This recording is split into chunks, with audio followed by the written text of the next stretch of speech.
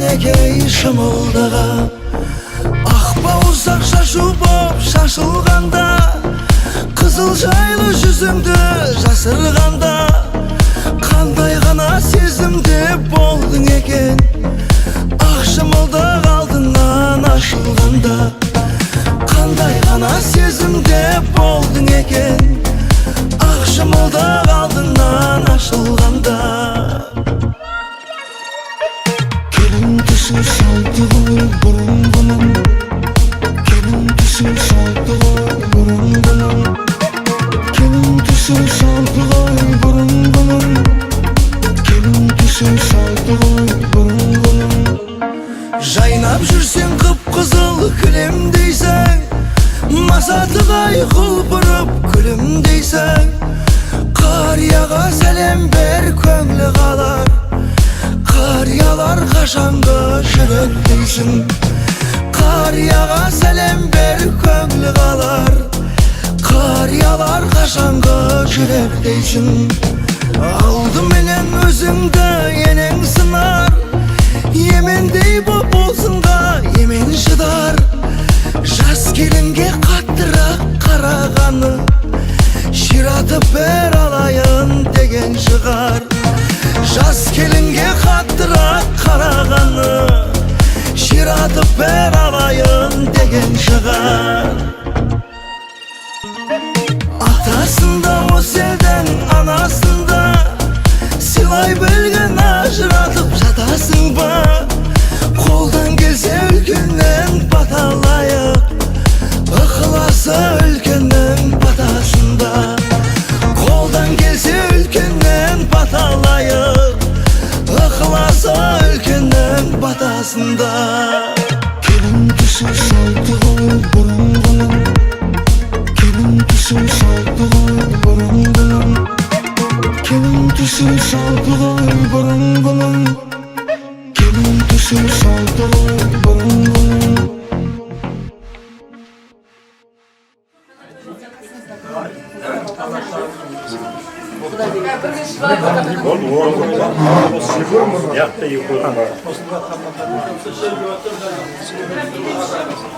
Қатырек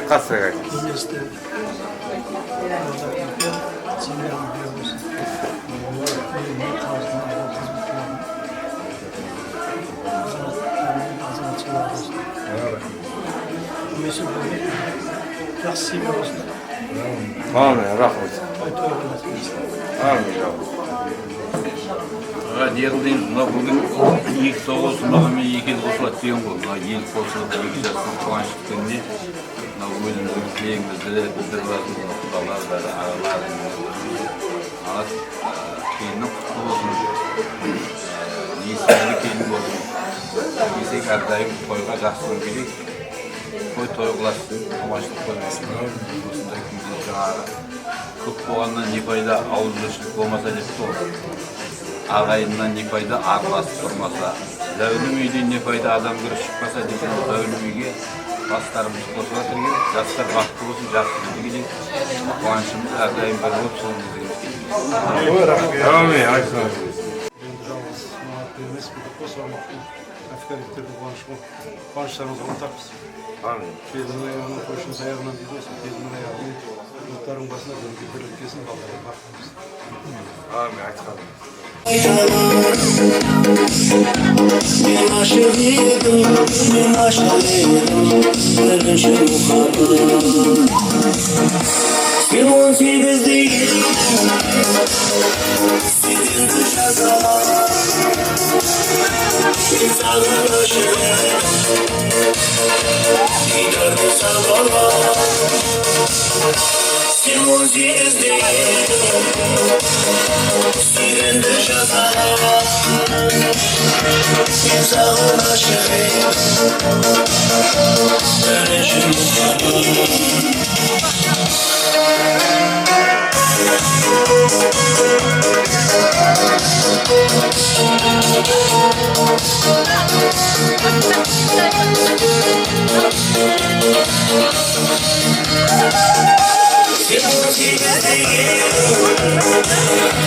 Senden şazalar Мен саған ғашық едім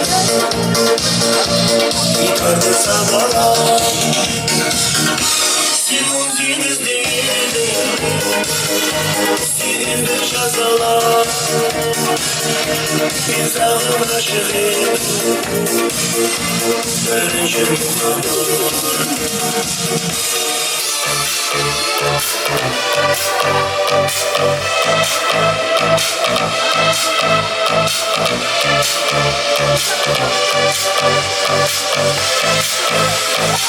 Дарите женщин цветы без повода и без причины.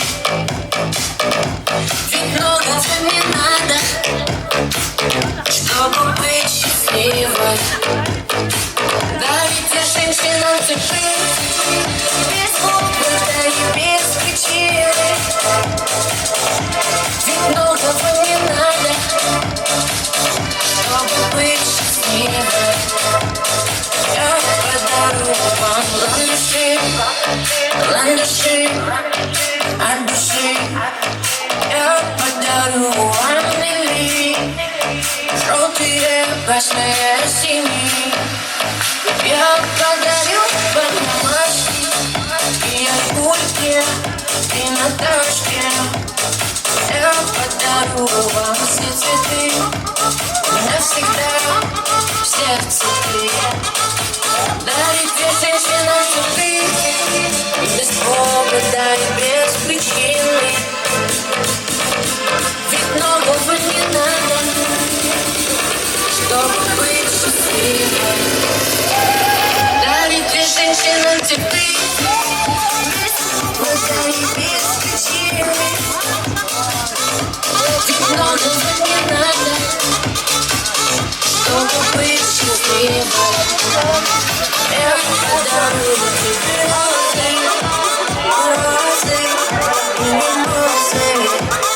Я подарю пары, милые розы. Я подарю тебе миллионы. Я подарю тебе жасмины без повода и без причины.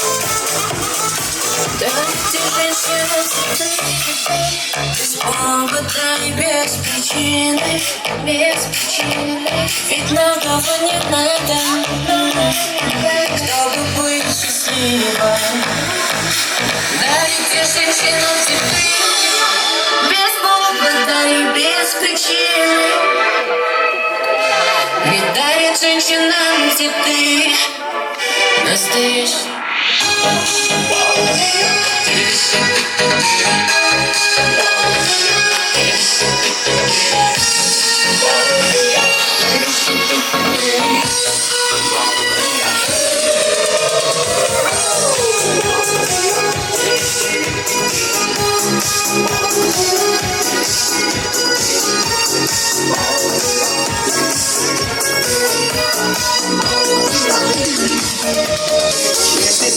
Son geçti toyda Dedim birden anamaya Sürmeydi gençlikке aylar Oda şahıs maladaya Çıktım ortaga karay Oda şahıs şaşaya Ey karnına sesimin karabay Esimli balga dişayı mis balgıya Balgıya, balgıya, balgıya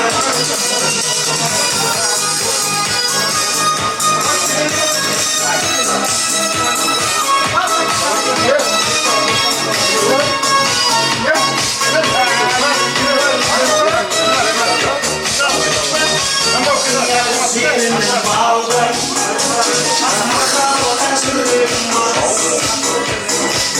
Arasatı tengil alma Alma boyu tengil kalma Sen bizim balgay dişarı Sen senin balgay yaşar Sıyla baktım ben padişahı Hala soy Mada kesin balgay dişayı Mis balgıya Kurbaşa şeker bir partiye baktım oğluna men karantiya Balkıya Balkıya Yesin modern sayı Balkıya Babasa bile şeker bir partiye baktım oğluna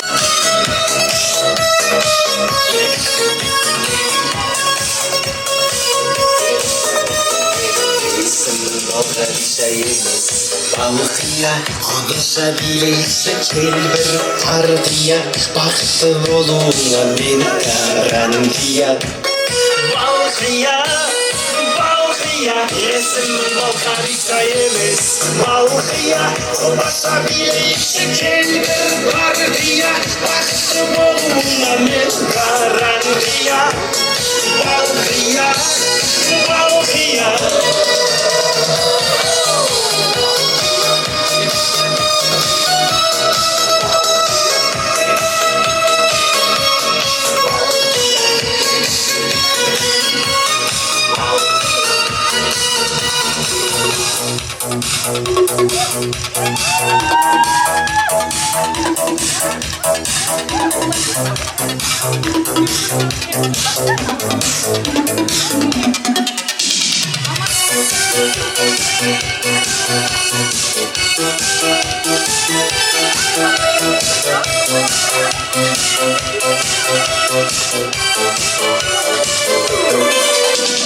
Alvan güllerin alıp Atrafından sarlar salıp Mahalleye keler edin Musikanı koyup alıp Halı hamal yadımda Kalgın dedin yanımda Sene candan sevgimdim En güllergen alımda Şikuli, kum şikuli Islatlarda sevgimizle ev şikuli Koş nikuli Kızgınardı seni benden şikuli Koş şikuli, kum şikuli Islatlarda sevgimizle ev şikuli Koş nikuli Kızgınardı seni benden guli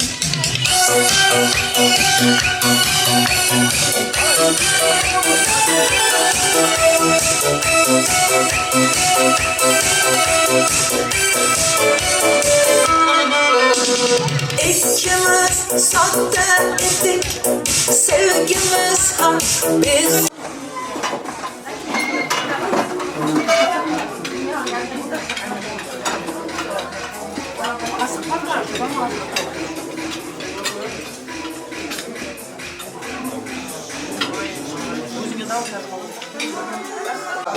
Endi bo'lsa avret kelin tushib sizni bizning basimizni qo'shyapti. Kelin qutlu bo'lsin deb bir qo'shimcha so'qib qo'yingizlar bu shang'arni. Qutlu bo'lsin. Astan damniyani olib o'tiringizlar. Endi hozir shang'arga kelib жатсыздар, astan damniyani olib жатсыздар. Endi o'zi uyli bo'lib жатқан екі жасқа bugungi kelib жатқан kelinga mana to'rdagi o'tirgan aqjauliqda apalarımızın, әжелеріміздің жолын берсін, сол кісілердің зейнет басын емес, Алла тағала зейнет жасын нәсіп етсін деген тілекпен мына төріміздегі аталарымыздан, апаларымыздан осы шаңыраққа тілек естейік, құрметті ағайындар. Осы шаңыраққа тілектеріңізді айтып, қуанышты бөлісіп, тамаша тілек ниеттеріңізді білдіріп кетіңіздер. Осы үлкен кісілеріміздің тілегін алып, сосын далаға шығып, беташартта бастай берсек болады, құрметті ағайындар.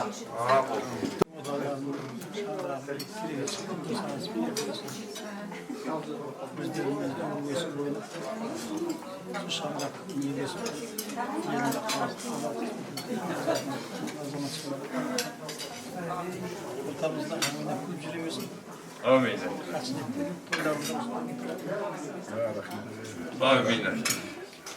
Amin. Her dostlarından böyle Ta sürüklükler var mı? yana bir söylüyor. Her dostlarından Şalgaytçılar. Mana Raya Buna bugünkü pişirip atkan kelinlerim kutlu olsun. Herkaşan baldarın bakıp Farkat sağında kutlu olsun. Herkaşan olsa biliyorsa toy bola gelsin. Amin. Ya men aytqanimiz esna. Жалғайсыз ба көке?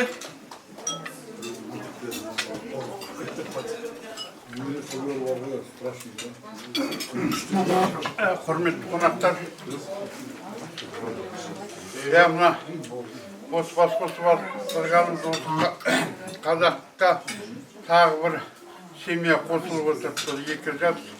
Сол екі жас бақытты болсын.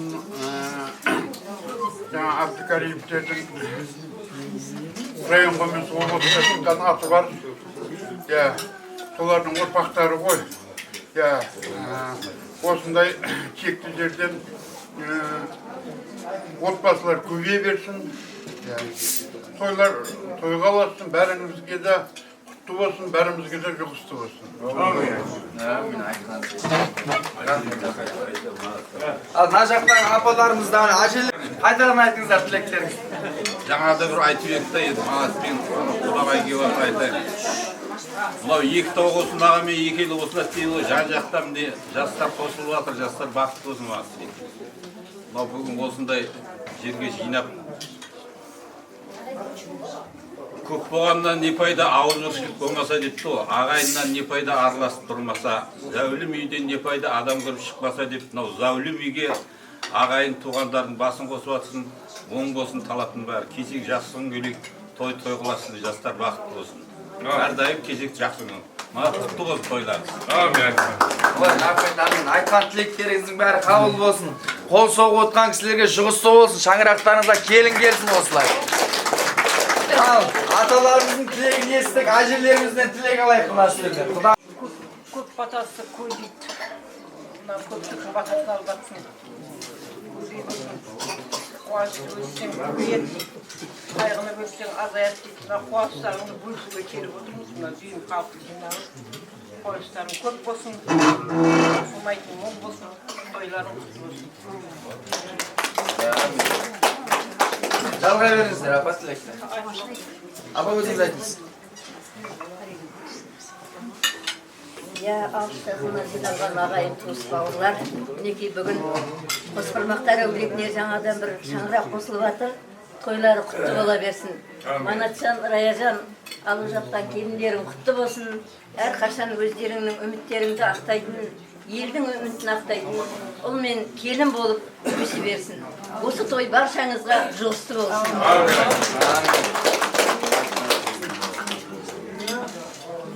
Апа айтасыз ба? Мына осы жиналуға себебіміз мына екі жастың себебі балдарымыз бақытты болсын, сау болсын, ата-анасына адалдық болсын, халқына қалаулы елдің лазымы болсын.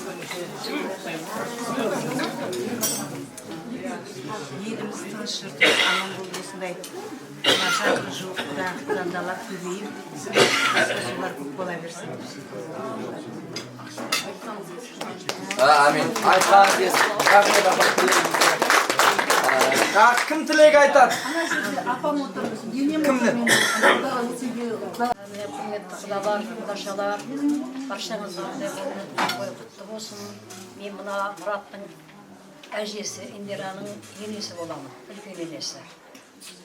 Манат Раяжанның тойлары құтты болсын, балдары бақытты болсын. Осы жиылған ағайынның бәрі той деп келеді. Тойға үлес қосып келіп жатқан барлық кісі жақсы. Әрбір таңының арайлап атқан таңда, оянғанда біз бақыт, той естіп, құлағымыз елеңдеп, соған тілектеспіз. Кеше осы тойдың хабарын естіп, сондай жасап қалдық. Мынау ағайын туыс елден келген, көз көрген, бірге жүрген, елдер ғайып, нәрсі ғайып деп, елден келгеннің бәрі жан-жаққа кеткен. Осындай тойда көріп бір-бірімізді бір жасап қаламыз.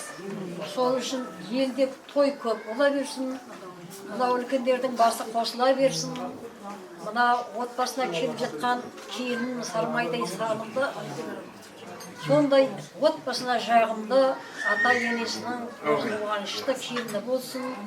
Біздер сондай тойға бару үшін қуаныш хабарды естіп, шалменге бір барлығымыз тойды күтіп отыра берейік. Рахмет апа. Құштайық па апам негіз тілекті. Қол соқпайыңыздар апама. Рахмет апа. Сіздердей құдағи ешкім тілдемесін. Sizlerде апам дешім күндемесін. Осы шаңырақтың атынан сізге айтар тілегіміз сол, сізге арнап қозғайық жыр кемесін. Жоғарыдағы үкімет чатасып кетіп 7-8 айлық пенсияңызды бірден берсін. Сізге айтар бадалық ақ тілегіміз, аналық ақ жауыңыз ешқашан кірлемесін деп қол соғып қойыңыздар апама.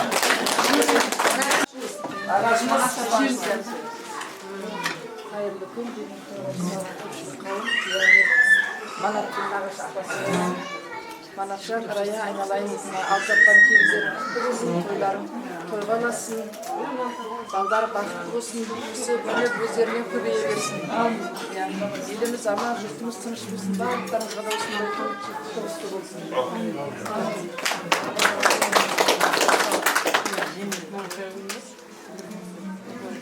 Amin. Takvimini alıp siz biletin sen sor, kım söylüyor gerek. Nasıl ayıp direkten? Төрт ағайынды болса осы жерде Міне, әкеміздің нағашыларында қарындасының қызы. жас бақытты болсын. Ел сау болып, отбасылар аман болып, қатарында болсын. Осы отырған барлық ағайын туыстар, бауырлар, бәрімізді құтты болсын. Барлықтарыңыз жұғысты болсын, осындай тойда кетесің. Әрқашан еліміз тыныш болып, әрқашан той деп жүре берейік. Amin. Amin. Айтқаныңыз келсін. Камал аға. Еліміз беки жақсы тілектер болып жатыр.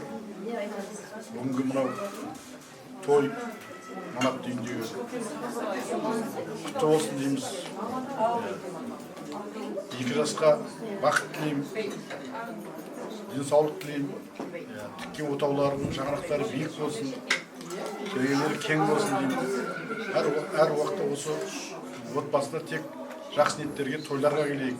Той қыласа берсін. Айтқаныңыз келсін. Енді үйленіп жатқан Махамбеттің нағашылары бар ма?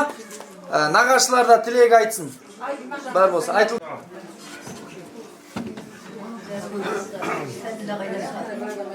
Ассалаумағалейкум, құрметті ағайындар, тойшы қауым. Бүгінде Садылла женіміздің отының басында үлкен бір қуаныш, оның себепшісі Манатжан мен Раяның келін алған қуанышына келіп отырмыз. Манат Рая той қыласын. Бұл жалғыз сенің емес, бүкіл Әбдікәрімовтердің, қосырмақтардың қуанышы. Балдарың бақытты болсын.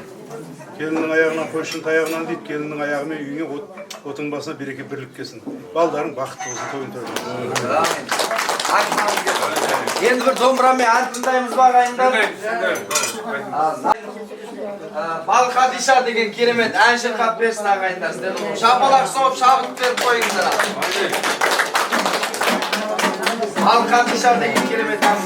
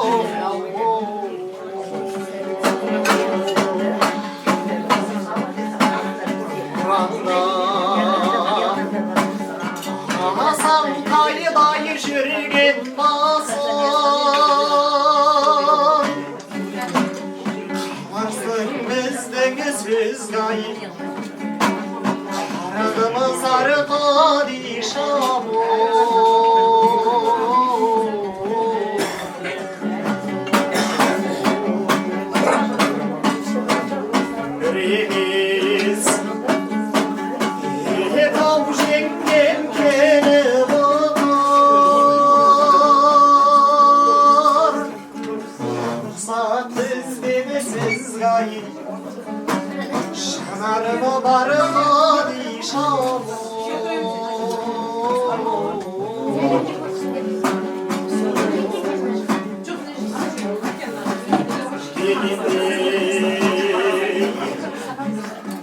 Allah dişam Allah dişam Gülüm 85'tey Şürgene şalı kalişam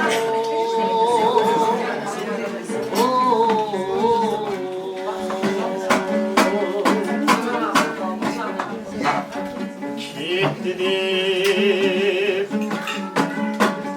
Malha dişam Yestegendey Kışata para jirday Eğer bir şabanım Şanı harişam Şahap kara jirdavuz Şalakari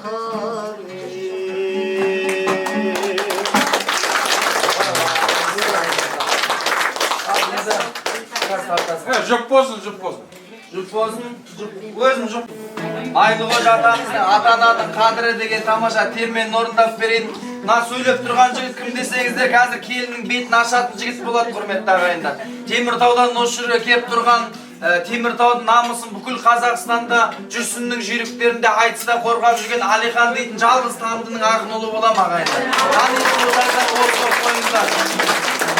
Ал ассалаумағалейкум болсын, терме айтып берейін, Майлықожа атамыздың ата-ананың қадірі деген термені тартып өтейін ал. Қайын баласы десеңіздер, ұруым табын, нағашым қиқалдан қалқан. Жеті рулар бар болса қол соғып қойыңыздар ал.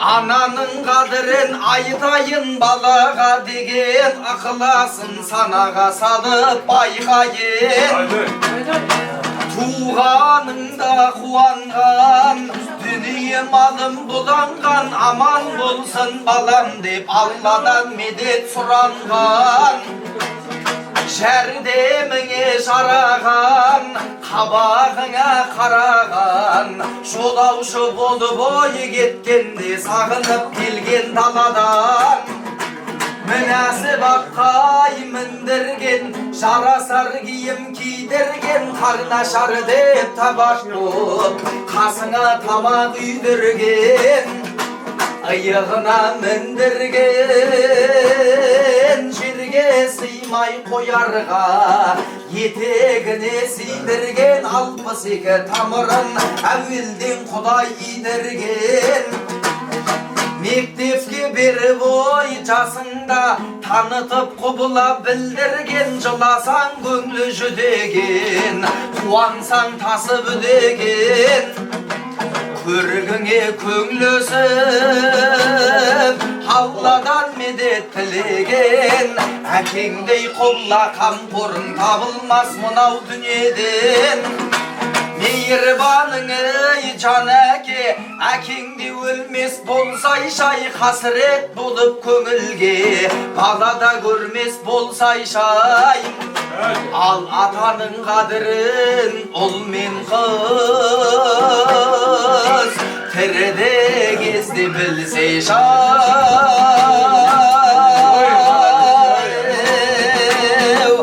ал атаның қадірін ұл мен қыз тіріде кезде білсе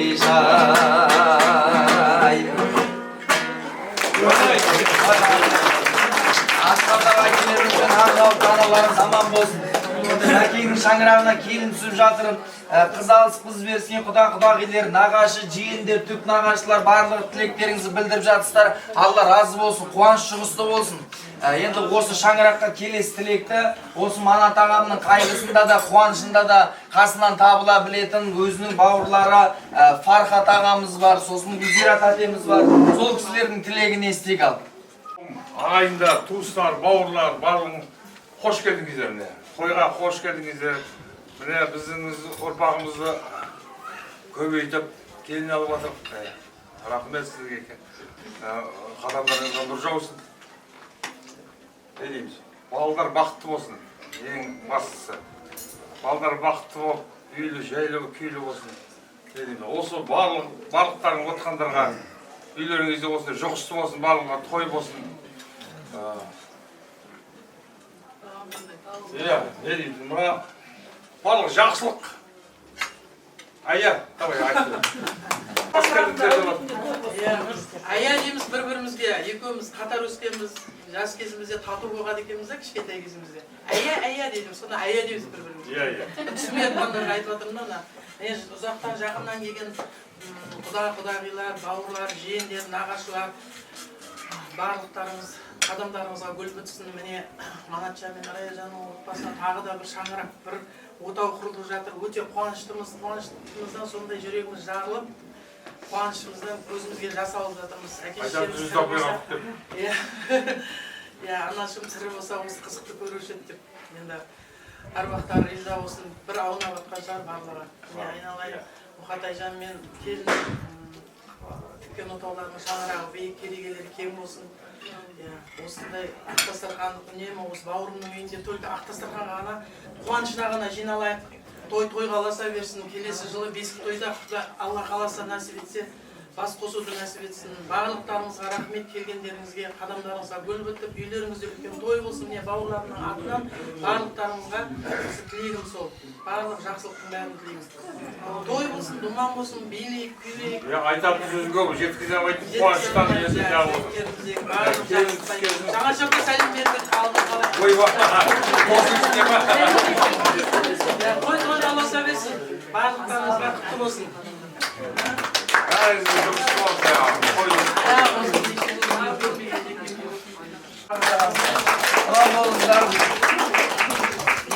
Енді кімге тілек береміз?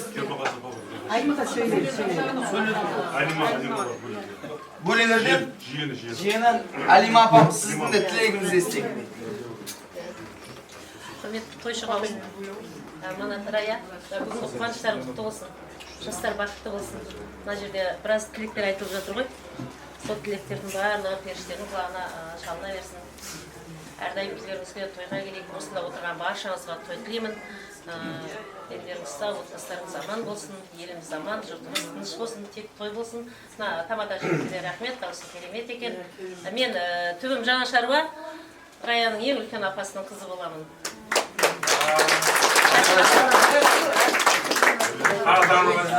Рахмет апаттың тілегіңізге. Құдашаларға тілек берейік. Мына жерде бір машина мешат етіп отыр екен да, 353.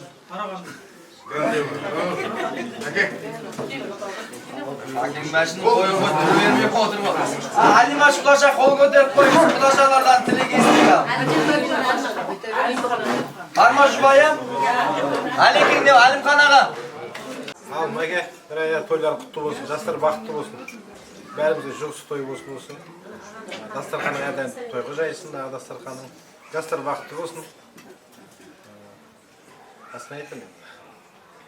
Осы сендерді көргенімі қуаныштымын, табысып атырмыз деді. Жастар бақытты болсын. Той болып жатыр. Балдары бақытты болсын. Жастары ұзақ болсын. Отбасында үлкен той бола берсін осындай тойға келейік. Дастархандарын әрқашан тойға, балалардың жақсылығына жайылсын. Амин. Амин, рахмет. Надежда құдаша. Жиналған қауым, Құда шекзат. Барлықтарыңызға бүгінгі той құтты болсын. Манатаға, Раяпа, келіндеріңіздің қадамы құтты болсын. 2 жас бақытты болсын. Әрдайым осы отбасына тойға келейді. Барлығымызға осындай той жүрісті болсын. Әрдайым тойда қуанышта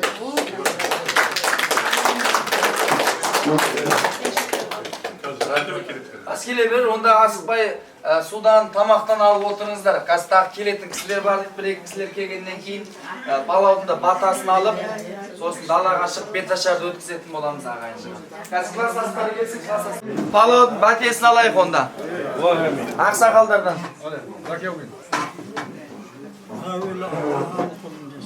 Бақытты болсын, бар болсын. Мұхаммед пайғамбардың бетіндесін, жиілеп сөйлегендерін Жүсіп пайғамбар түсін көрсін, Ыдырыс пайғамбар дәлелі болсын. Арыстан бақтың өмірі болсын, Қожа Ахметтің сенімін берсін. Қорасаны Қожа қорғасын болсын, Мағзаман Қожа қорғасын болсын. Сейтмемет Қожа себепкер болсын, Мұсаралы Қожа мейіткер болсын. Ағайын әулие бәледен сақтасын, бауырға түкті шашты азатты жаладан сақтасын. Қадырбай ата қысықтан сақтасын, Сұлтан Уайыз әулие тынысықтан сақтасын. Қадыр ата қасында болсын, ырыспен бақыт басында болсын. Имам мен жиғаның тірегі болсын, не тілесен тілегі Қабыл болсын. Онда астан көп отырып қалған кісілер сыртқа шығып, бой жазып жүріп қайтсаңыздар болады. Қалған кісілер құтты болсын айтып береді.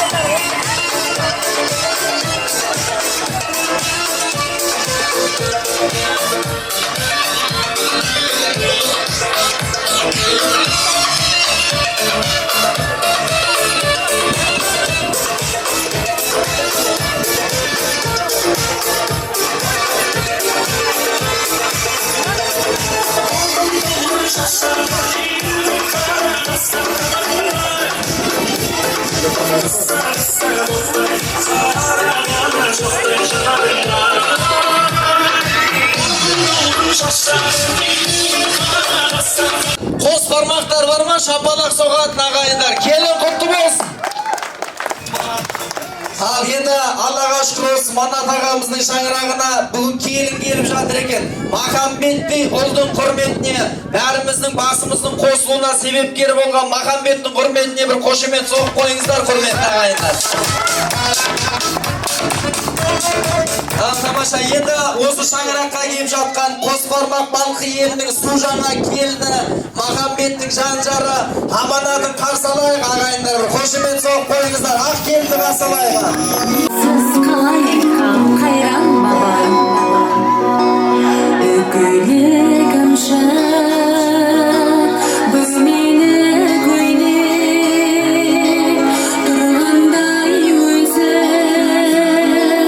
қимылсыз билеп иықтан шашам үгіліп жерге күмісті шашпау шарасы.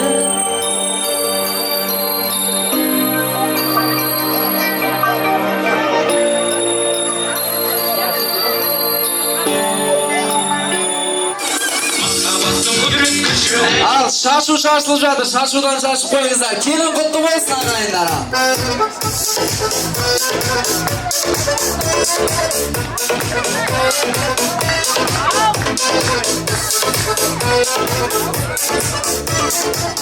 Қазір беташарды бастаған кезде айқайлап, шапалақтарыңызды соғып, қошемет беріп отырыңыздар, құрметті ағайындар. Енді мына беташуға келіп тұрған жігіт кім десеңіздер, осы үйлі болып жатқан Махамбет ұлдарыңыздың досы болам. Қазір Теміртаудан келіп тұр, осы Махамбет үйленді де. Теміртаудан келіп тұрған кісілер бар болса, бір қол соғып қойыңыздар ағайындар. Енді осы Теміртаудың намысын қорғап жүрген, Тамдының намысын қорғап жүрген айтыскер ақын Алихан ұлдарыңызға шабытын келтіріп шапалақ соғып қойыңыздар, құрметті ағайындар. Беташарды бастаңдар. Рахмет.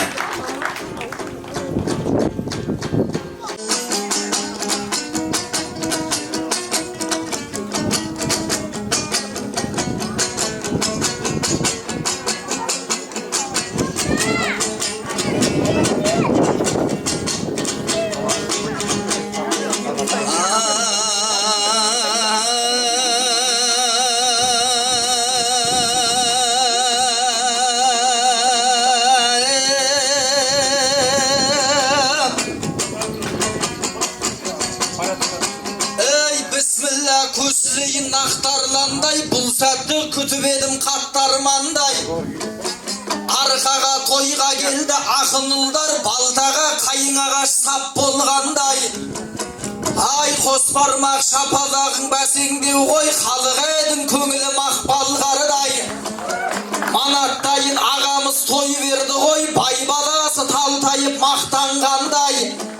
Суырылып аузымнан сөз төгілсін, суырылған қынабынан аққан жарыдай. Ей қиқулап дүбіріңді көрсеткәне, ат ойлап ата жауға оу аттанғандай, ай аттанғандай, ай.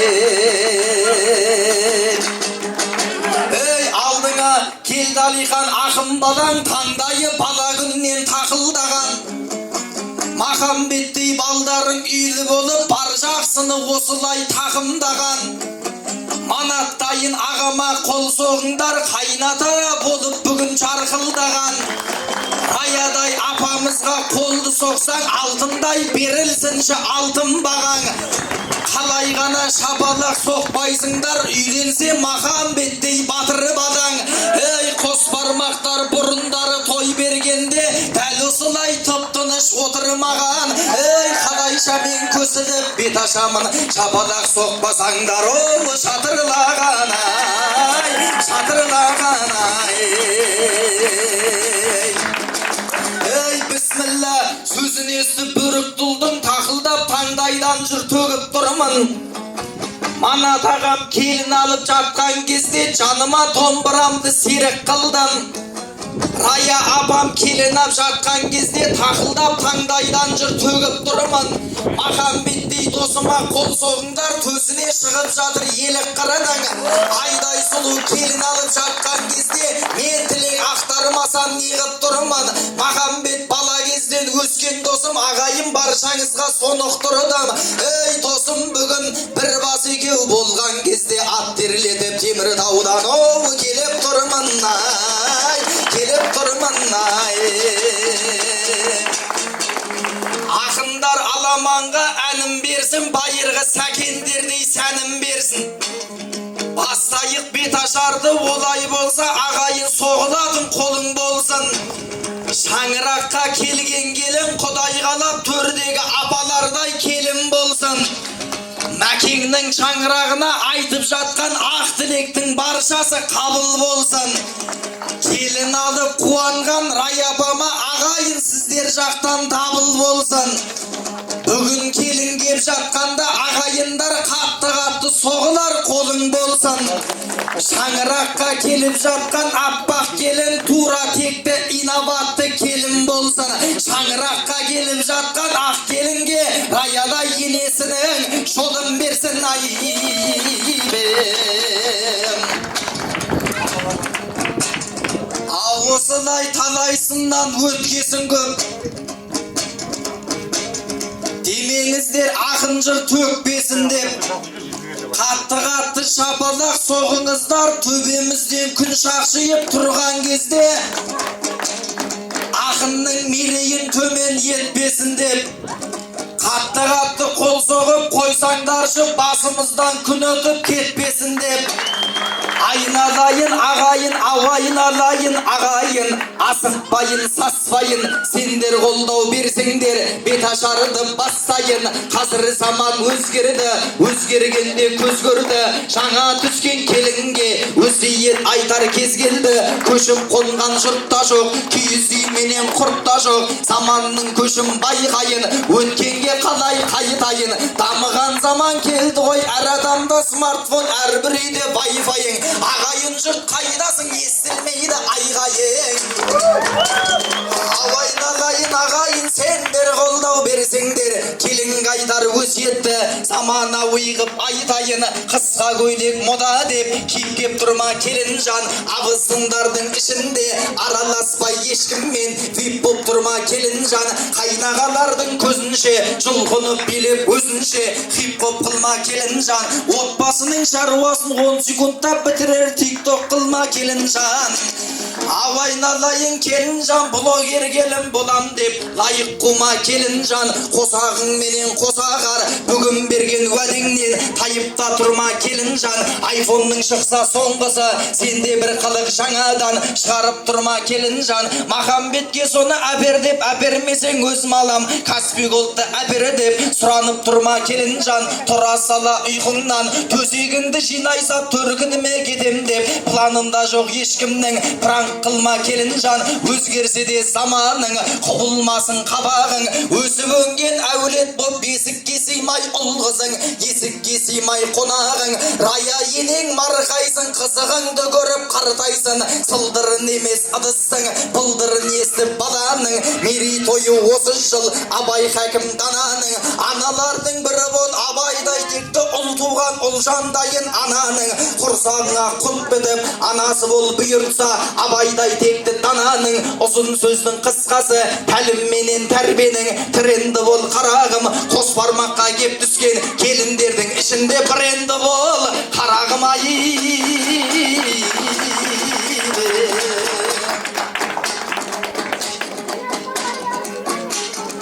Ауайналайын ағайын, ауайналайын ағайын, биік асу аламма айналайын ағайын. Шаңырағына жиналған манат дейтін ағамның, осындағы көпшілік шапалақты соғамма манат дейтін ағамман. Ай шапалақты соғама манат дейтін ағамма, одан кейін қол соқсын келін алып қуанған Рая дейтін анамма. Қатты қол соқсын бет ашуға кеп тұрған Алихандай балаңа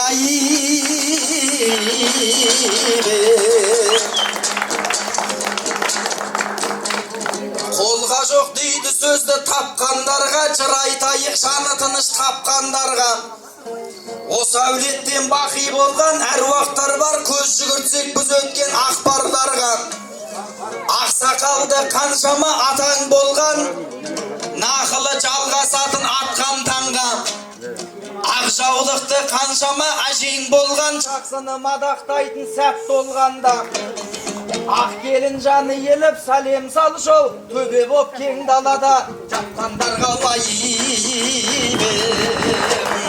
Өзі біздің қазақ айтады, өлі разы болмай, тірі байымайды дейді. Сол себепті осы шаңырақтан дәм еткен барша әруақтардың құрметіне ақ келіннің атынан сәлем болсын, құрметті ағайындар.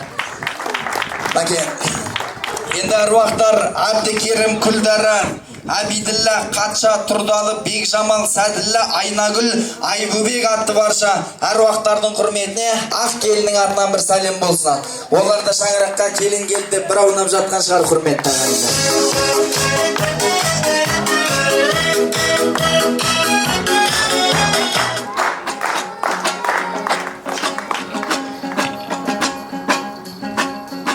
Ал келесі ақсақалды аталарың, білеміз ғой сөзінде сапа барын. Ақсақалды атаңа сәлем салсаң, олардың жанында тұр апаларың. Аталар мен әжелерге сәлем салсаң, бұйыртса талай жерді қопарамын. Еліп сол жандарға сәлем салсаң, олар саған жаудырар баталарын айбеу.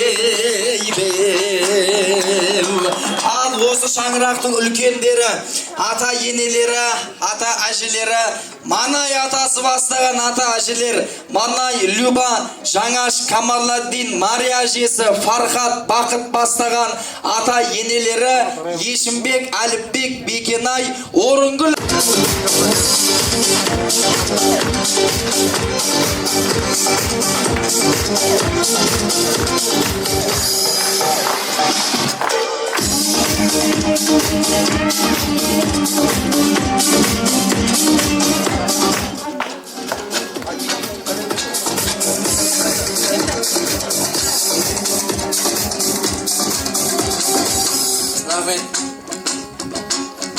Кеткенде ағайынға дұға тілеп, сіздерде ата-әжеге рахмет. Аталар мен әжелерге сәлем салсаң, оларда қос қолдарын ұратын ед. Аталардың арасында бір атаң бар, ол атаңа кетейін дұға тілеп.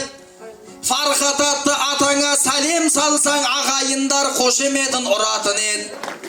Фархат атты атасын шақырайын, ол да бір сауық сайран құратын ед.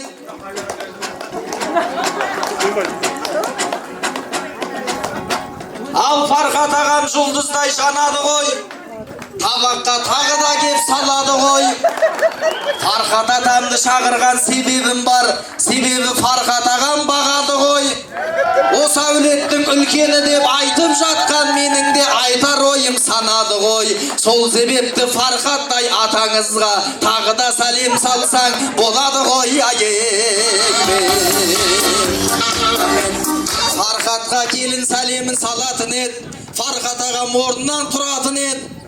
Фархат ағам табаққа салған кезде ағайын қошеметін ұратын ед. Табаққа екінші рет салған кезде Фархат ағам жұлдыздай жанатын ед. Табаққа екінші рет салмай бірақ ақынның қалтасына салатын ед. Ал қалжыңдап атқан бұл осы әулеттің үлкені Фархат ағама қол соғып қойыңыздар.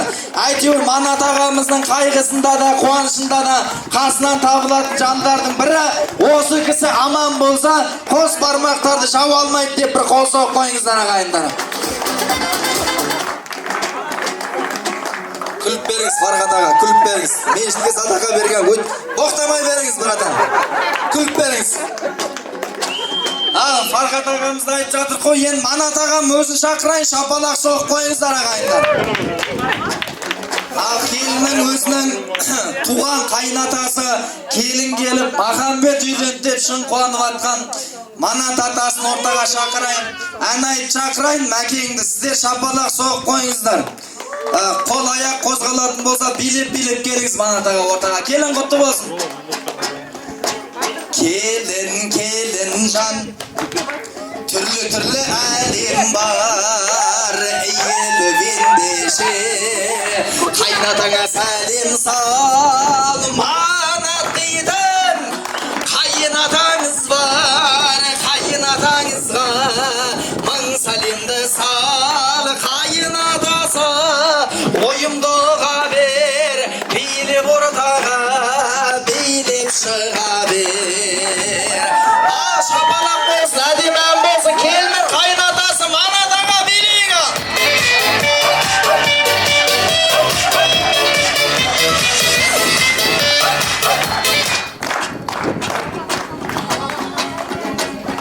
ал біздің де ақтаратын әніміз бар таңдайдан төгілетін балымыз бар манат ағам билеп кеп жатқан кезде ағайын қошеметті соғыңыздар бірден түсініп манат ағам салып жатыр ол оғанда бәрін куә болыңыздар манаттай ағам айтар тілегім сол үйіңді бала-шаға қаптай берсін үш ұлдан тараған ұл мен қызда бүкіл Қазақстанды мақтай берсін Махамбеттей балаң үйлі болған кезде үкіліген үмітіңді ақтай берсін сол үш баладан тараған немерелер үйіңді бала-шаға қаптай берсін жердің жүзін қарақытай қаптай бермей манат ағамның ұрпағы қаптай берсін айбем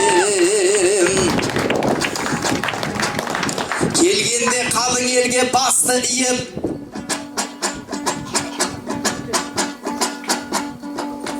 бәріңде келдіңіздер ақша түйіп манаттай ағамызға қол соғыңдар көлеңкеде тұрған ағам ашке киіп мәкеңнің айтатұғын айласы жоқ демеймін ол сөзімнің пайдасы жоқ манат ағасыз көлеңкеде тұрсыз ғой сізге бірақ ашкидің пайдасы жоқ келінді қалың елге игізіңіз қуаныштың барлығын сыйдырыңыз күнге қарама қарсы бет ашып тұрған ініңізге ашкиді кигізіңіз бұл сөзге айтатұғын себеп екен манаттай ағамызда ерек екен мына сізге қарағанды осы ашки маған қаттылау бүгін керек екен қол созып қарағандай жалғандарға біздерде ақтарылар талған бар ма манаттың өз қолынан ашки киген ағайын мына менде арман бар ма ал осылай шаршы топты жарамыз ба қолдасаң биік асу аламыз ба одан кейін қол соғып қойыңыздар рая дейтін айдай сұлу анамызға әр таңымды шүкірлікпен атырайын қазағымды қызыққа батырайын бәрін қатты қол соқсаңдар адайдың сұлу қызын шақырайын рахмет ал билеп беріңіз рая апа ай келесі ұлы мұхит кемесі осы әулетті ұстаған қабырғаның шегесі следующий келін следующий сейчас вообще не дыши енелер вообще молодцы енелер вообще хороши оның аты рая ғой рая сенің анаң ғой шай ғой десе енеңіз 120 мен бара ғой айналайын келін жан айтқан тілді ада ғой рая дейтін енеңе мың сәлемді сала ғой шүкір дедім құдайға бүгінгідей күн қайда өстіп ән салсам көңіліңе ұнай ма қол соғыңдар бұндайда ал өзінің енесі емес па мына бала случайно енесі рая ханымға келіннің атынан 3 сәлем болсын қол соғып қойыңыздар ағайындар мына кезім жоқ аламанда түйрей тұғын кезім жоқ жаманға бас имей тұғын бүгінгі келген келін рая апамдай келін болсын қамырды оқтауменен илей тұғын осы келінге рая апамның жолын берсін қос бармақ балықлардың басын төрге сүйрей тұғын деп қол соғып қойыңыздар ағайындар рахмет көріп тұрсыз достар ғой, алдарыңызда домбырада еркін ойнап, домбыра тартып тұрып, осы менің домбыра тартып тұруым Рай апамның арқасында. Бұл кісі ұстаз ағайындар, қол соғып қойыңыздар. Уақытында Теміртауда талай домбырадан сабақ берді. Біздер сол кісінің қолынан домбыра үйреніп, Аллаға шүкір, бүгін Рай апамның арқасында қалың елге қызмет жасап жүр. Сол үшін ұстаз болған елеңнің құрметіне мен қайнағалар шетінен сайлағалар, ақ келінжан қайнағаға сәлем салсаң екесе өзіңе де пайда болар. Иіліп қайнағаға сәлем салсаң олардың ақ батасы айға қонар. Қайнағаның жанында абысындар, бәріңде тек бір үйдің бабысыңдар. Абысын тату болса ас көп деген, бәріңде қос бармақтың шамысыңдар. Осы той біткеннен соң абысындар, сәлемді бәрің бірге салысыңдар. Қос бармақтың ұрпағын көбейтем деп, жыл сайын ұл туудан жарысыңдар. Ал қайнаға абысындары Марат, Света, Есенбек, Нұраддин, Айнұр, Нұрладдин, Нұрзия, Мейіржан, Ағерке, Мирхат, Айман, Мери, Мақсат, Асқаржан, Тоғжан, Сейітжан, Нұрғали атты қайнаға абысындар, келіңіздер алтаға.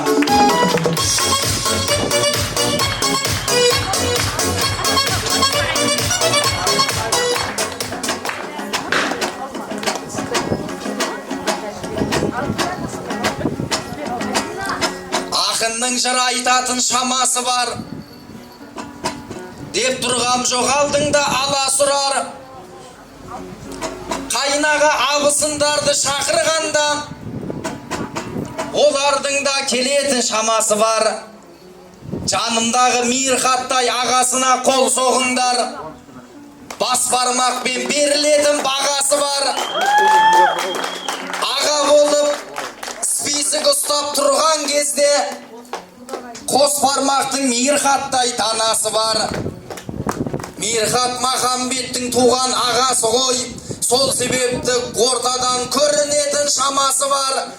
Мирхаттай ағасына қол соғыңдар, осындай қос бармақтың дарасы бар. Мирхаттай ағасы тұрған кезде Махамбеттің жыртылмайтын шағасы бар.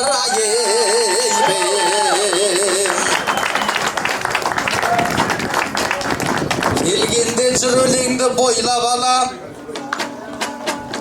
деп тұрғам жоқ, сөзіңнен тайған ама. Мирхаттай ағаңа сәлем салсаң, тағы сәлем сал Мерейдей қайнағаңа. Ол қайнағаң Қазақстанда жоқ қой, бірақ жүргеннен соң сапарды бойлап ала. Мерейдей қайнағаңа сәлем салшы, Финляндияда жүрген Мерей қайнағаңа. Ау демеймін, ақындарың түнерді ғой, алдыңда суырып сап жіберді ғой. Тура сонда екі ағасына қол соқсаңдар, Мерей ағасы Финляндиядан сәлем жіберді ғой. Ау біз осында жыр айтатын шамам болса, бас бармақпен берілер бағаң болса, Рай апам Мерей ағасының орнына сап жатқанда, ағайын соғылатын қолың болса. Махамбеттің қос ағасы тұрған кезде оны келіп ала алмайды жаман донша. Махамбет ешқашанда осал болмас, қос ағасы қос қанаты аман болса.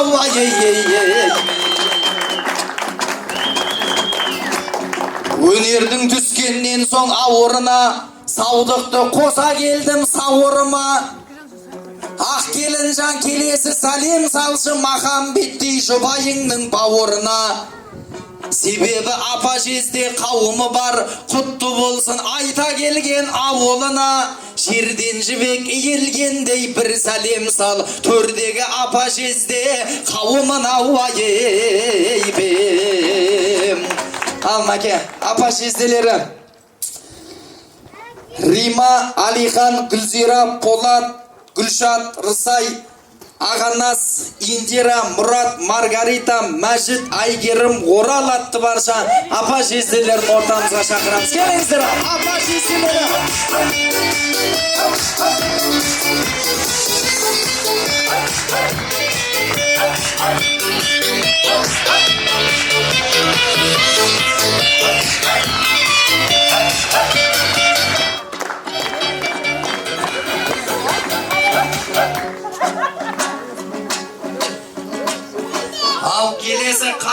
сіңлілерің деп тұрсын ба көңілімді білдіремін. Ақ келін жан қайныларға сәлем салсаң олар саған жаяды күлгілемін. Иіліп сіңлілерге сәлем салышы оларға әр қылығың үлгі келін айбеп. Ал қайнını қайын сіңлілері Тимур, Мұқағали, Зейін, Мұхаммед, Мадина, Айко, Мико, Өркен, Амина, Арай, Балнұр, Аружан атты барша қайнын сіңлілерінің құрметіне жеңгесінің атынан сәлем болсын. Қайнын сіңлілер келіңіздер.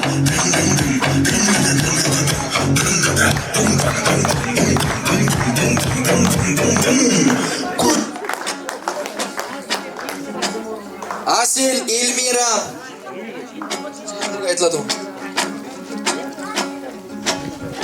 Білеміз барша қазақ дана кісі, тобынан оза шапқандара кісі. Жиенім үй болды деп қуанды ғой, ағайын төріңді отқан нағашысы. Бұл күні Махамбет жақсы жігіт болды, көңілінің көрінбейтін ала түсі. Ағайын Махамбет қалай жаман болсын, адайлар болса егер нағашысы айбеу. Ал барша нағашылары мен түп нағашылары Дәуіт, Алмас, Еркін, Нүркен, Күншығар, Балжанби, Шыныбек, Сүндет, Лиза, Жаңаш, Дина, Гүлбану, Бекмұрат, Балтабай, Тынышкүл, Алдабай, Асылбек, Маржан, Айбек, Анар, Томпыл, Кермеқас, Омар, Жаңыл, Сәрсен, Амантай, Алтын, Райхан, Күлаш, Қорғанбек, Алима, Өсел, Ізен, Халиша атты барша нағашылар мен түп нағашылар ат келіңіздер. Жиеннің тойына қош келіңіздер.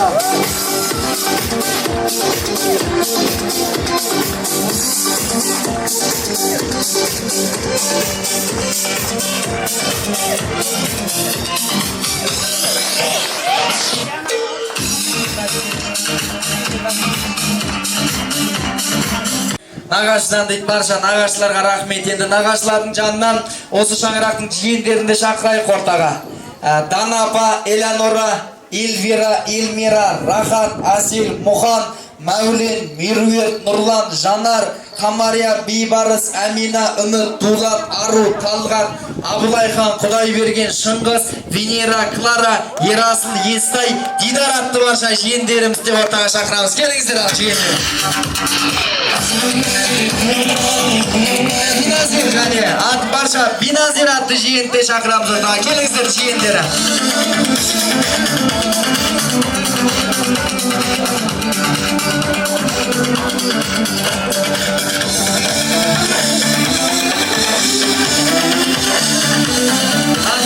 Қалың ел қуанышқа кенелеріме, бұндайда жақсылығың еленеріме, ақ келінжан тағы да сәлем салшы бөлем үшін өлем дейтін бөлелерге деп тек Махамбеттің бөлелері емес, Рай апамның, Манат ағамда бөлелері, жалпы барша бөлелер келіңіздер ортаға.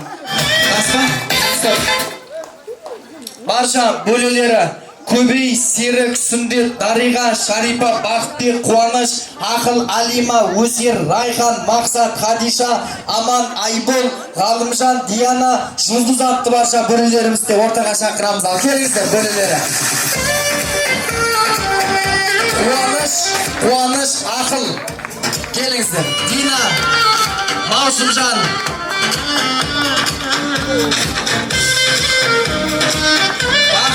Гүлзира атты барша бөлелерімізді шақырамыз. Келіңіздер.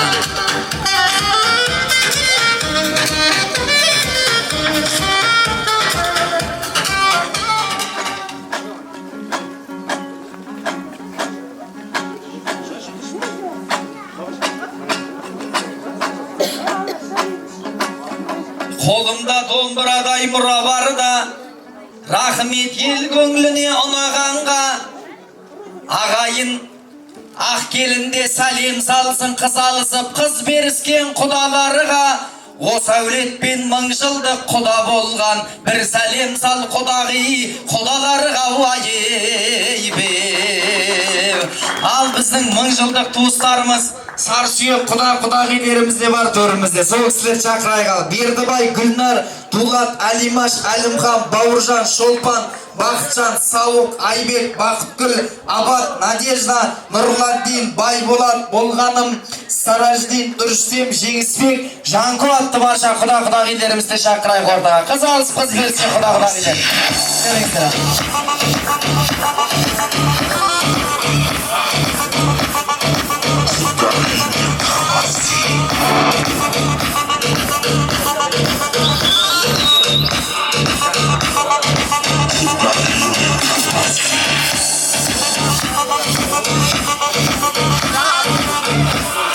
Қосылсын жастарына, және де бақыт қонсын бастарына. Ақ келінжан иіліп сәлем салышы атаң менен енеңнің достарына. Атаң менен енеңнің достары бар, достықтың қалықтаған аспанында. Ақ келінжан иіліп сәлем салышы атаң менен енеңнің достарына. Ал барша жора жолдас класстастары, ауылдастары, Манат ағамыз бен Рай апамыздың Нұртай, Гүлзира, Сабраддин, Құралай, Талғат, Айхан, Юбилей, Батырхан, Қамария атты барша мама папаның достарын шақырайық. Ата енеңнің достарына, класстас, ауылдастарының құрметіне келінің атынан сәлем болсын.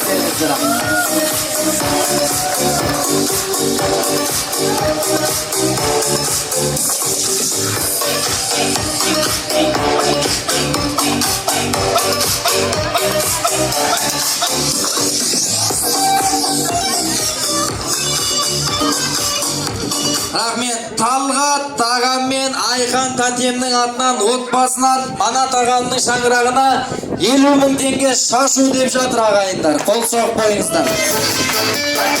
Рахмет. Талғат ағамыз бен Айхан жеңгемізге рахмет. Тойларыңызда қайтсын Құдай қаласа.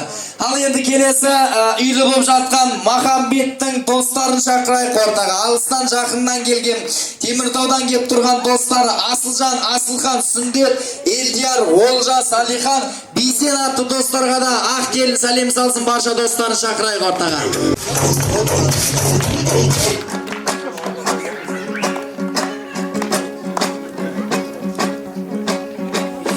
Осылай жеткіздік қой ән ақпарды, уақытта өз шегіне таяқ қалды. Рахмет әсем әнді салғандарға, рахмет шаршы топты жарғандарға. Ақ келін жан тағы да сәлем салышы, алдыңда қазақ дейтін нарлар бары да, тағы да бір еліп сәлем салышы, бет ашары да аталмай қалғандарға. Болмайды аламанда есіруге, болады парғатені кешіруге. Сөз соңында айтар ағайын тілегім сол, екеселеп артылсын несібіңде. Ағайынның батасы қабыл болып, қос бармақтың тоқтамасын көші мүлде. Көпшіліктің батасы қабыл болып, келінмен келсін енді несібіңде. Сығалап бақыт тұрсын есігіңде, іңгәліп сәби жатсын бесігіңде. Бісміллә сөзін естіп бөрік тұлдың, тақылдап таңдайдан жыр төгіп тұрмын. Беташардың соңында ағайындар, барлығыңызға бірдей сонық тұрдым.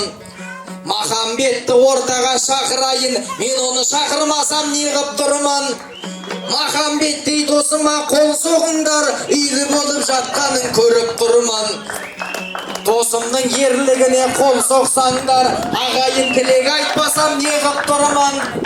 Махамбетке бұл шапалақ аз болады, баланың да ерлігін көріп тұрдың. Махамбетжан айналайын ортаға шықсай. Махамбетжан айналайын ортаға шық, осылай мен өзіңе жөн ұқтырдым.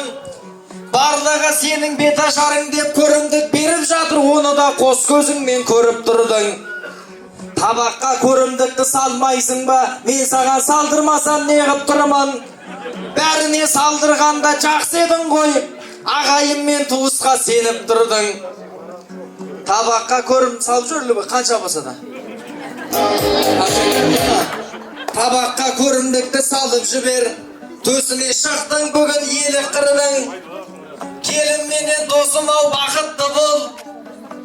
Мен саған тілегімді төгіп тұрдым. Табаққа көрімдікті сап жатыр көрдіңіздер. Мен бір қызық қылуға келіп тұрмын. Ағайын неге шапалақ соқпайсыздар? Көрімдік салғанында көріп тұрдың. Басқа ағайын бұл тойға мен бір қызық жасау үшін келіп тұрмын. Басқа өзінің әйеліне көрімдік берген алғаш көріп тұрмын. Ағайын жырдың дәмін татқаным ғой, досыммен қалжыңдасып жатқаным ғой. Қазағым ард өлеңге құмар елсін, қашанда той думанға мұра болсын. Махамбеттей досым айтар тілегім сол, әрдайым сауық сайран құра берсін. Бүгінгі әсем менен бақытты боп, Махамбет пен әсемді көр алмаған жанның Аллахым тілмен жағым буа берсін. Осы келген келін қос бармақты ұрпағын көбейтем деп, жыл сайын тосықтай туа берсін. Рая апам ешқашанда шаршамастан немеренің жаялығын жуа берсін. Осы тілек қабыл болсын деген жандар қаттырақ шапалағын ұра берсін. Ағайын тәтті өлеңім тербелсінші, Махамбет ел мақтайтын ер болсыншы. Досыма соңында айтар тілегім сол, әрдайым тойлайтын күн болсыншы. Тарихта Махамбеттей батыр болған, ол батырды білетін ел болсыншы. Құдай қалап 9 ай 10 күннен соң Махамбеттей батырдың шаңырағына ағайын торсықтай бір ұл келсінші. Махамбеттің баласы деп мақтап жүрер ағайын Исатайдай ұл келсінші.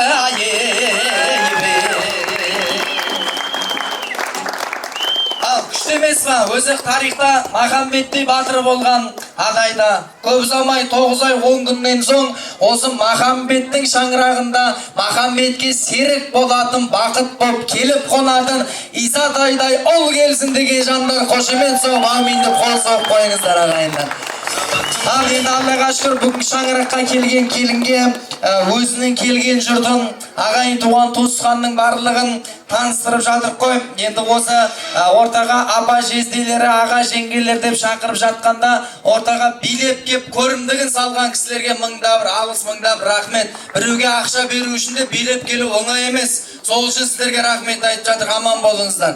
Қуаныштарыңызда қайсын. Осы Манат ағамның қуанышы тойы сіздерге жұғысты болсын. Келін алғысы кеп жүргендердің шаңырағына осы тойдан кейін келін келсін деп қол соғып қойыңыздар. Қызын ұзатқысы кеп жүрген жандар осы Манат ағам сияқты өсіп өнген текті әулетке қыздарыңызды беруді Алла тағала нәсіп етсін, аман болыңыздар. Енді келіннің бетін Аяпам қайда? Рахмет. Аяпа келіннің бетін өзіңіз ашасыз ба? Ал қошемет соғып қойыңыздар, құрметті ағайындар.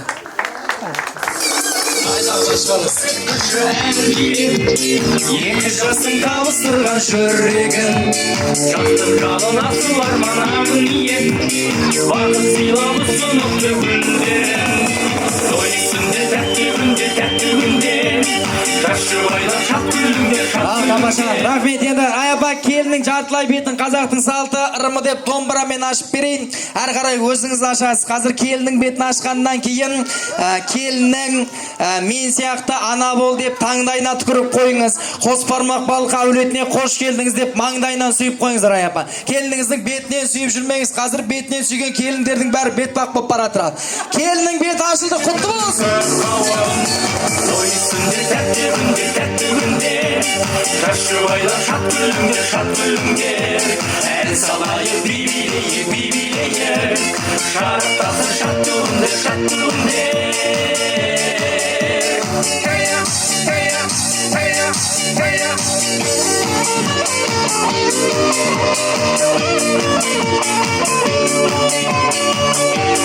Тамаша, келіннің беті ашылды, құрметті ағайындар. Официальный келін құтты болсын. Енді келіннің бетін енесінің өзі ашып жатыр. Арнайы осы келінді қанша жыл күтті. Енесінің атынан алтын набор бар сыйлыққа. Келініне арнайы дайындаған. Сол сыйлықты табыстасын, қол соғып қойыңыздар ал. Келін келе жатыр.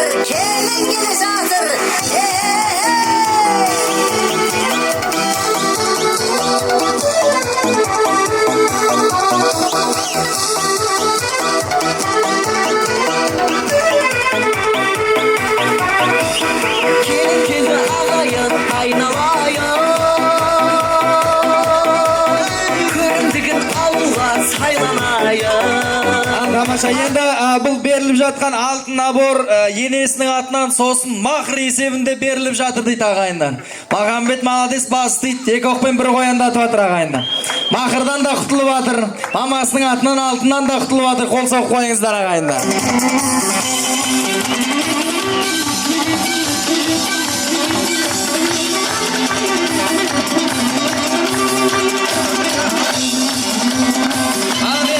Келіннің беті ашылды, сіздер тұра тұрыңыздар. Жаңа оқта ұстаған жігіт қайда? Шақырып жіберіңіздер ортаға. Қайда бауырымыз? Кім? Кел. Атың кім? Оралбек. Оралбек, қол соғып қойыңыздар. Қазақтың ырымы ғой. Бір 5000 теңге алып берсем болады, шығар табақтан. Бола ма? Оралбек бауырымызға 5000 теңге. Сосын тағы 5000 теңгеден алып келіннің жанында тұрған екі абысына қол соғып қойыңыздар ағайындар. Себебі бұл екі абысының еңбегі бар ғой, күннің астында тұрып жаңа түскен келінмен қосылып сәлем сап тұр. Болады шығар 5000-нан берсем. Болды, қол соғып қойыңыздар. Оң жақтағы абысына 5000 теңге, сол жақтағы абысына 5000 теңге. Аман болыңыздар. Екеуіңіз бір 2 метр алда шықсаңыздар, келін беті ашылды, жалғыз өзін қалдырыңыздар. Келін осы екі абысына бір сәлем салшы. Екі абысыныңа бір сәлем сал. Рахмет. Бұл 5000 қайтарып салыңдар табаққа. Дұрыс қой, келін сәлем салды, көрімдік салу керек қой. Рахмет. Сол жақта абысын түсіп бет қойдым жодан мен. Қол соғып қойыңыздар ағайындар. Махамбет келші ортаға. Шапалақ соғып қойыңыздар. Махамбеттің әсемнің ұстасқан қолдары берік болсын. Екеуінің көтерген шаңырақтары биік болсын. Құдай қаласа, осы қос бармақ балқы елінің арасында тамсанып та қарайтын, сүйсініп те қарайтын, қызғанып та қарайтын отбасылардың бірі болсын деп қол соғып қойыңыздар ағайындар. Рахмет. Шамал жақынырақ тұрсай Махамбет. Біреу қинап үйлендіріп атқан адам сияқты алыста тұрсын ғой. Ал бақытты болсын екі жас құрметті ағайындар. Енді Манат ағам шақырайын ортаға. Манат аға келіңіз. Рай апа сіз де келіңіз ортаға. Ұлыңыз бен келініңізді алып бір тамаша отбасылық суретке түсіп алыңыздар.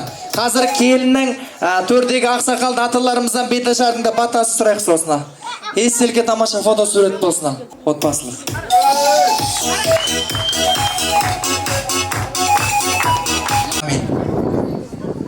Бисмиллахир-рахманир-рахим. Бүгінгі тойыңыз құтты болсын. Екі жас бақытты болсын, үрлі-шүрлі болсын.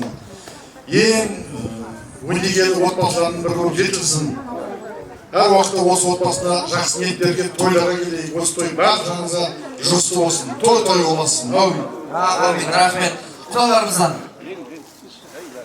Ал, ата, ләхәмин. Ya Құдайым болмасын, еш жамандық болмасын. Есімең артып күн сайын өзегің ешбір қалмасын. Яратқан жапыр жағы болып, пендеге күнін салмасын. Яратушы құдірет, жағын қаудың қамет. Қайырлы өмір кешіруді ұрпақтарға нәсіп ет. Қосылған осы жастарды Зылиха мен Жүсіпті бір-біріне қашырып. Қай берең қыршықтен назарыңды салып ет. Тажыл тауақ кешуде жәрдемесін алып ет. Бақыт дәулет перзентке ешбір болмасын қасірет. Ықлас пен бата берді, мен батамды бұралып өзім қан. Жай жарылқасын бір Құдай, өсіп өніп көбейіп бала шағаң болсын жай. Екі босаған тең болсын, төрттілігің сай болсын, бала шағаң бай болсын. Дастарханынан ас кетпесін, маңдайларынан бақ кетпесін. Ұрысың үйіліп тау болсын, дендерің есен сау болсын, тойларың той боласып балдарың бақытты болсын. Әумин. Рахмет. Қабыл болсын атаңыз, аталарым аман болыңыздар. Мына табақты берейік айтпақшы ағайындар. Рая апам алсын деген кісілер шапалақ соқсын. Манат ағам алсын деген кісілер шапалақ соқсын. Рахмет. Мына жақтағы кісілер, апаларым, әйел кісілер раяға бер деп жатыр ғой. Мен бірақ Манат ағама берейін, ол кісі ақша ұстап көрсін ағайындар, өмірінде бірінші. Рая апам ұстап жүрген шығар ақшаның бәрін. Баяғыда ауылда бет ашар болғанда табақты кім алады деді негізі ағайындар. Бет ашқан жігіт алады, дұрыс па? Негізі бұл табақты бет ашқан жігіт алған дұрыс емес ағайындар. Бұл көпшіліктің беріп жатқан көрімдегі табақ үйлі болып жатқан баламен шаңыраққа келген келіннің ең алғашқы несібесі. Дұрыс па ағайындар? Сол үшін бүгінгі келген келіннің несібесі бұдан да көп болсын. Табақ келін түскен үйде қалу керек ағайындар. Негізі біздер алуымыз керек қой, қазір бермегеннен кейін өйстіп анау деп айта бересің ағайындар. Сол үшін келіннің алғашқы несібесі құтты болсын деп, осы шаңырақтың президенті Манат ағама табыстайын, қошемет соғып қойыңыздар ағайындар. Кенже ұлыңыз бен кенже келініңіздің несібесі бұдан да көп болсын. Құдай қаласа, осы келген келін құт болып келген келін болсын, несібе болып келген келін болсын. Уже айттым ғой, Манат ағама ақша қызық емес, бірден бар Раяның қолына ұқсатып отырмын. Аман болыңыздар, қуаныш құтты болсын. Енді той ғой, қуаныш қой, тойды тойлайық ағайындар. 2-3 ан билейтін ән болсын, апаларымыз, аталарымыз сыртқа бой жаспайтыңыздар, тойды тойлайық. Келінге рұқсат па? Келінге рұқсат па? Қазір келінді ішке кіргізе берейік онда. Біраққа суретке түсіп Жүрегім шоқ болып жаным, жаныңа бара беремін. Махаббат жоқ дене жаным, сен үшін күйіп жана беремін. Жүрегім шоқ болып жаным, жаныңа бара беремін. Бара беремін.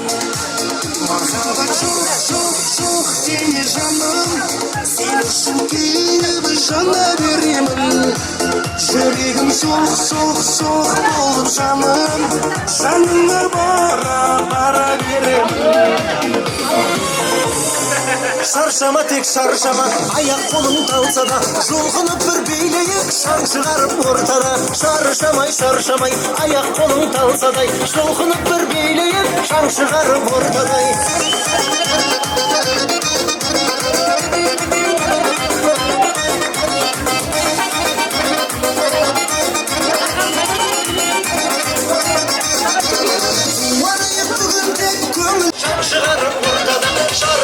Шаршамай, аяқ қолың талсадай, жұлқынып бір билейіп, шаң шығарып ортадай.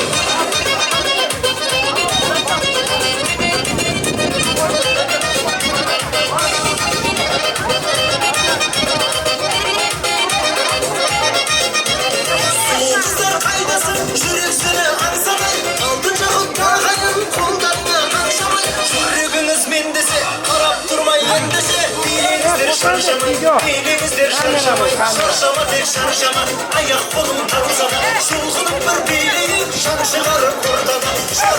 Шаршамай, аяқ қолың талса да, жұлқынып бір билейік, шаң шығарып ортада.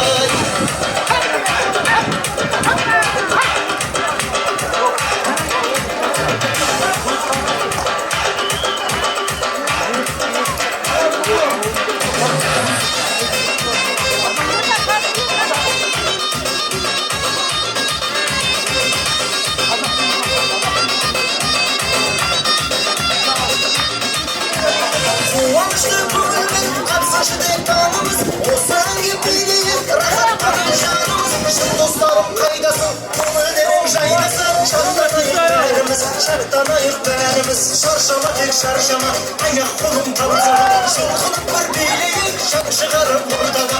Шаршамай, аяқ қолың талса да, жұлқынып бір билейік, шаң шығарып ортада.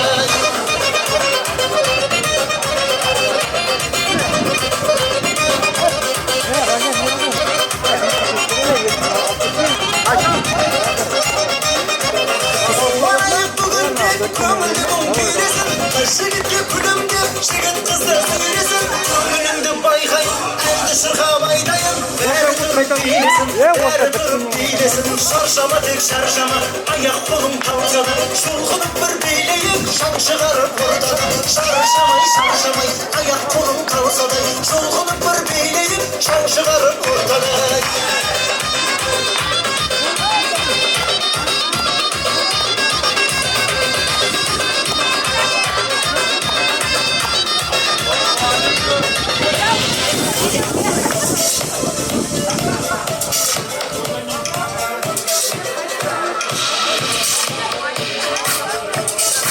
Tәтті кездер ай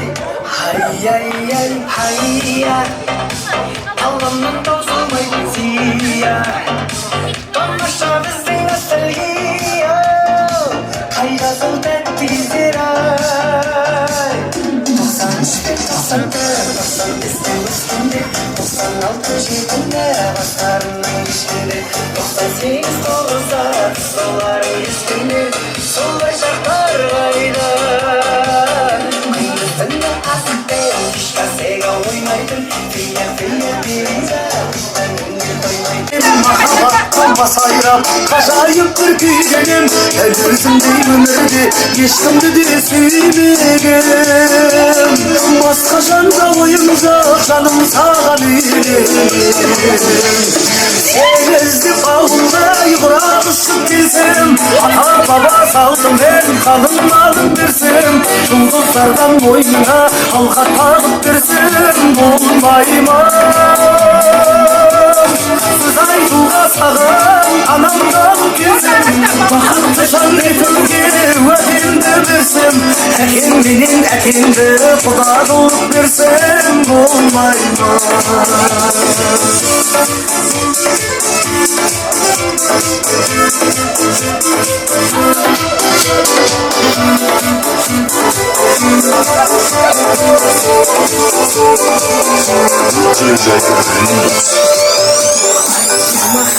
Амасау, әндерау, бізбейдегі әндерау, келін жұрдан алмайтын, таңды таңға жалғайтын сіздер айтедім сұлу қыздар қайдасың сол баяғы сенде жайт емес серік бол ғой әлі қайда оралмас шақтар